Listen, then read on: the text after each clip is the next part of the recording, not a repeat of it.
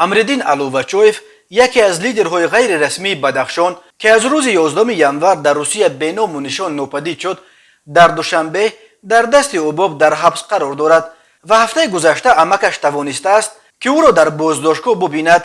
در این باره ژورنالیست رستم جانی که مسائل بدخشان را پیگیری میکند در صفحه‌اش در فیسبوک خبر داد در حبسخانه مقامات تاجیک بودن امردین الووچویف تصدیق شد.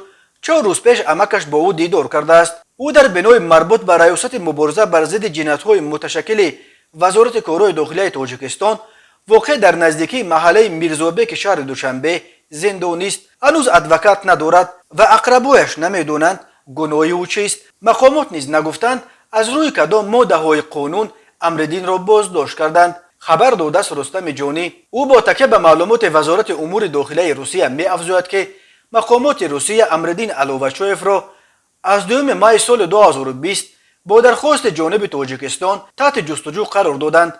وزارت کارهای داخلی تاجیکستان به دلیل بر اساس 2 ماده کودکس جنایتی تاجیکستان ماده های 181 قسم 3 گروگانگیری و 189 قسم 3 برانگیختن کینه و عداوت ملی و محلگرایی الووچویف را ایبدار کرده بازداشت و استرداد او را از روسیه طلب کردند. رستم جانی نوشت که به الووچویف بر اساس این 2 بند قانون در مجموع تا 24 سال زندان تهدید میکند. خبری در دوشنبه و مشخصا در بازداشتگاه اوباب در محله میرزابک قرار داشتن امردین الووچویف را مقامات وزارت کارهای داخلی هنوز شرح ندادند. مقامات این وزارت تا حال استرداد این لیدر غیر رسمی بدخشان را رد کرده اصرار می‌ورزند که الووچویف در دست این نهاد نیست.